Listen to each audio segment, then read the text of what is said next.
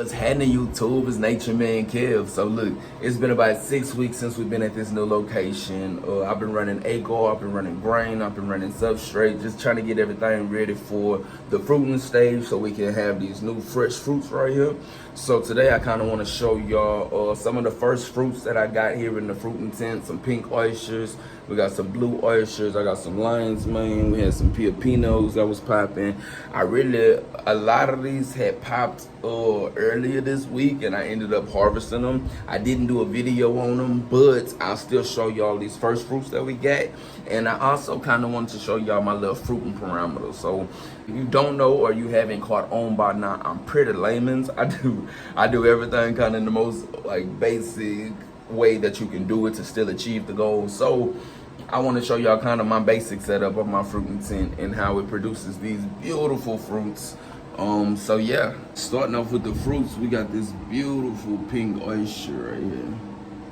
Now, pink oysters, this is actually my first time growing pink oysters. This was very exciting. The first time I tried to grow pink oysters, it was off of a grow kit that I got off of Amazon, I believe. And when it came in and I was growing it, it smelled like dead fish.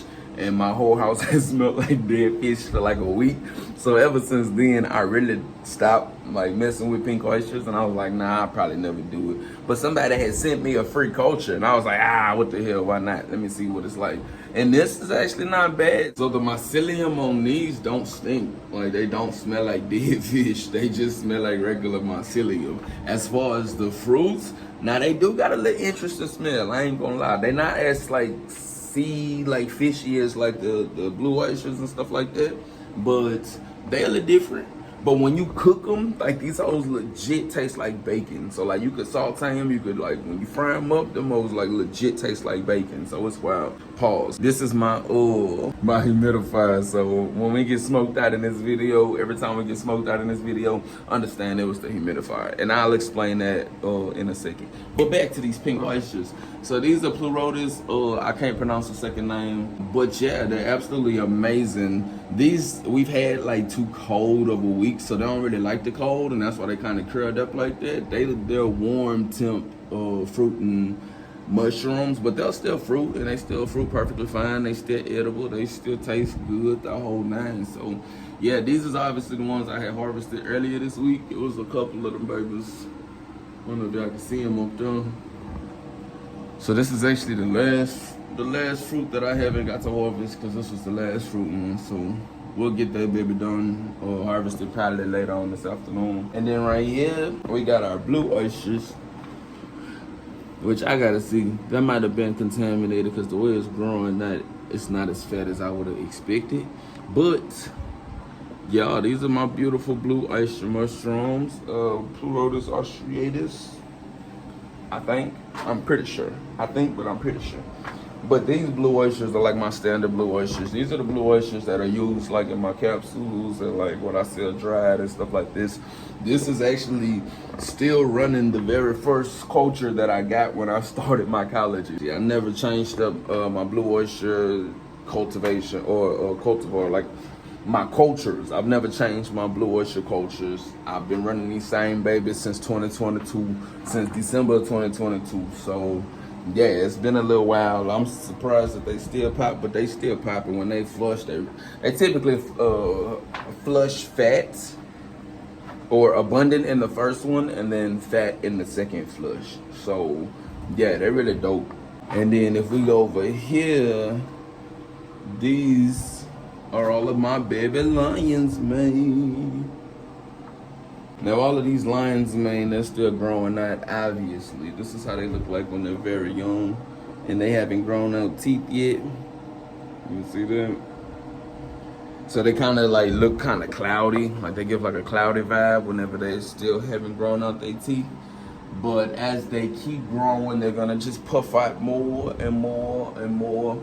And I'll know they're ready for harvest because you'll see all the teeth kind of elongating and the tops of them will be pretty spongy. Now the tops of these are like if I touch any part of it, it'll be extremely hard, but they also bruise or dent easily. So I try not to mess with them too much when they in their fruiting stage.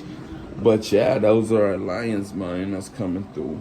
Now the Piopinos, when I fruit them, they have to stay fruiting in that bag, because they prefer high CO2, and that high CO2 helps them be able to elongate upward, and so they grow upward. But they don't want too much CO2 because they still gonna die. They still need oxygen. So I basically have to like cut small slits. Is that how you say it? Small slits. Like I cut small slits, but I cut slits. I slit small slits inside of the on the side of each bag, and then I'll put the rubber band at the bottom of it. I learned that from Gary from Fresh from the Farm Fungi, where it's like it kind of stops the oxygen from being able to access the bottom of the block. And with that, it allows more fruits to start fruiting from the top. Now, when I didn't do that, or the times that I didn't do that, I would have a whole bunch of pins all on the sides and like fruiting. So you still got some pins that'll pop up on the sides like these, but it's not as bad as when you don't limit the oxygen flow. So yeah, when I do that, then they'll fruit. The first fruits, they'll fruit all the way up to the top, basically. Start opening up. You still want to harvest them pretty young, but yeah, they do their thing.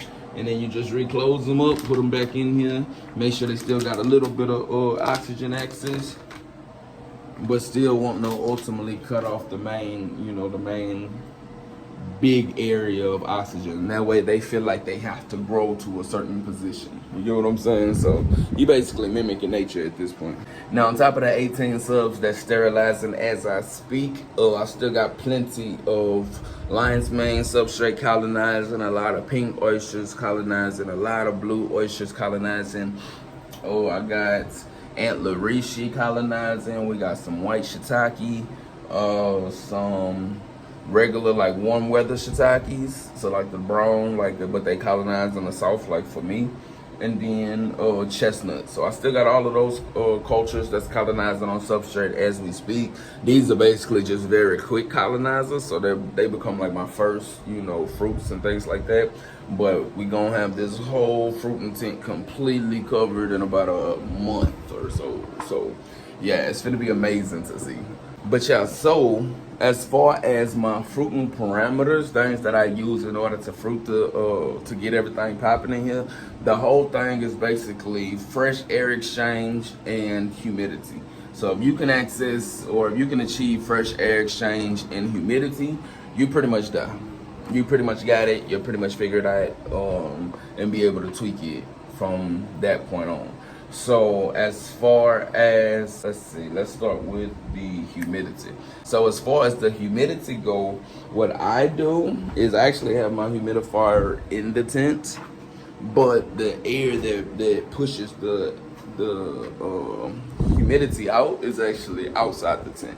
So at this point, this is a form of fresh air that's being able to be ducked into the tent and being pushed onto the mushrooms to create a humid environment, pretty much.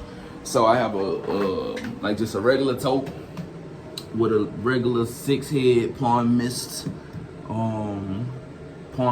inside of it, and these are like these little cheap ones you throw in ponds and make it look like it's smoking and stuff like that. But it also creates amazing humidity. So we take one of these boxes. I do a clear box just so I can see it. I don't use like an ultrasonic light and all of that. I like to be able to see my water levels, and I just grab the water hose and refill it up whenever I need to. So this was filled up like 2 days ago. I pretty much every 3 days I'll top it off pretty much and get the water right. But I use that PVC pipe in order to push all my humidity out. And then we have a 4-inch duct that goes to this fan on the outside. I'm gonna show y'all in a second.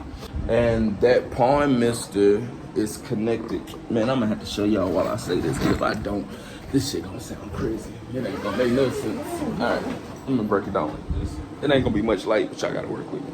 So we got this. That's our humidifier.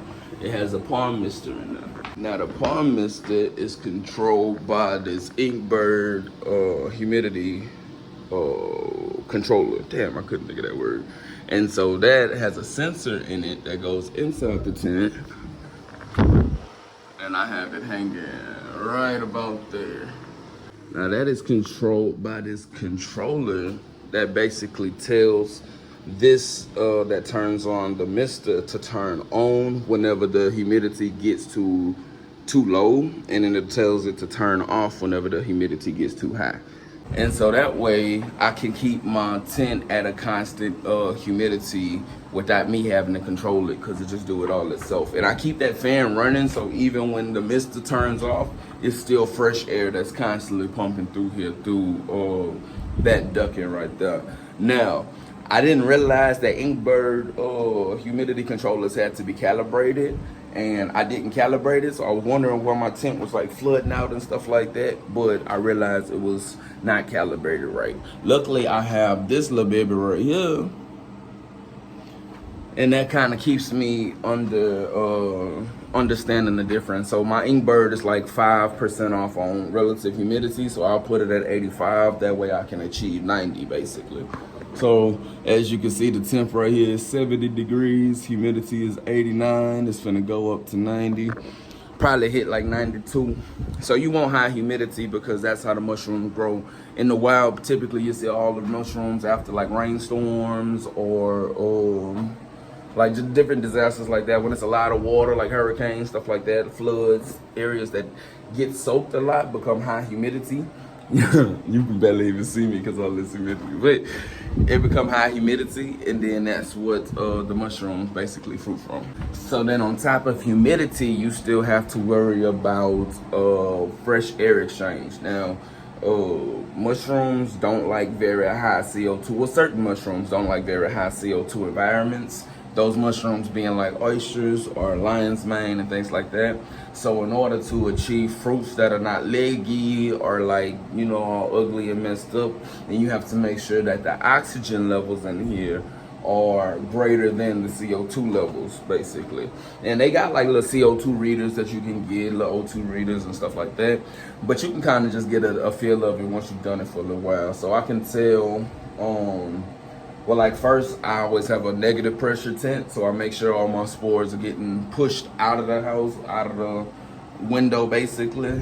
And with that being negative pressure, I have to make sure that my fresh air exchange works with that. So bringing enough oxygen into the tent, but not turning it into a positive pressure tent to where we can get like spore lung and stuff like that.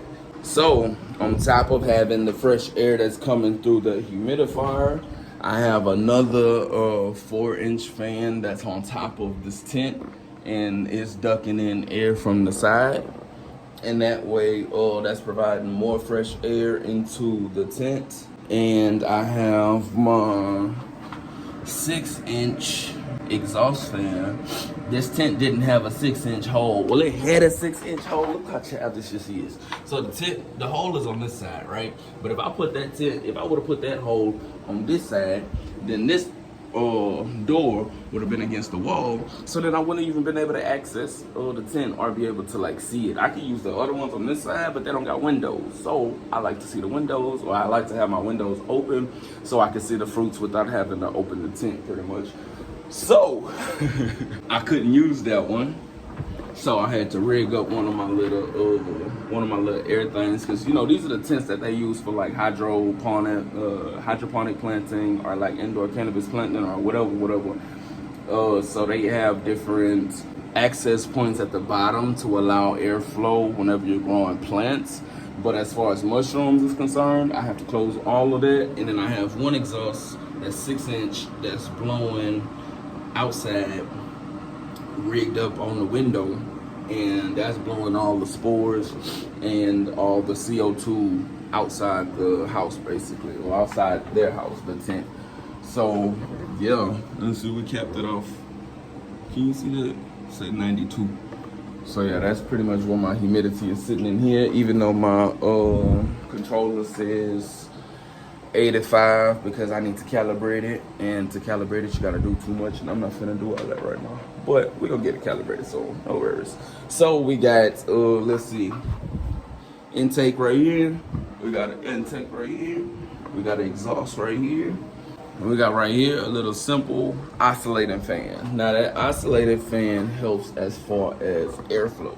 So another thing they don't like is stagnant air. If you was in the forest and you was like on the forest ground or whatever, that air is not just gonna be sitting still the whole time. You're gonna get breeze, you're gonna get, you know, air movement, and that air movement is what helps differentiate that O2 with that CO2 as well. So whenever we do that and we add that this oscillating fan, it lets the air tread a motion in here. So we got so much airflow going in right now that it's kind of like a tornado all the way through here. So everything is getting airflow, everything gets humidity, everything gets good oxygen. And the babies that don't like too much oxygen or would prefer to grow in CO2 areas like the antler rishis or the not chestnuts, the piopinos, then we have to grow those via the bag. And that way they can hold some of the CO2 because they're like humans. They exhale CO2 and inhale oxygen. So as they're exhaling that CO2, when they're in the bags, it keeps that CO2 basically together. And so they can have a more CO2 rich environment, which helps them do what they need to do. But yeah, that's pretty much it. That's all I really wanted to show y'all. I just wanted to explain, you know, how I do this on the layman's. My fans are just little 4-inch inline fans. You can get them from my AC Infinity or VivoSun, if that's how you say it. One of them places, you know, Amazon be having all of them. But yeah, so that's where we at. I'm gonna do another video once I have more fruits popping in here, once it's more taken up or taken over by all the fungi. So yeah, I hope y'all appreciated it. I hope you learned something. If you got a question, reach out. If you learned something or you enjoyed the video, please like and subscribe on the YouTube, and I'll be back real soon. Much love.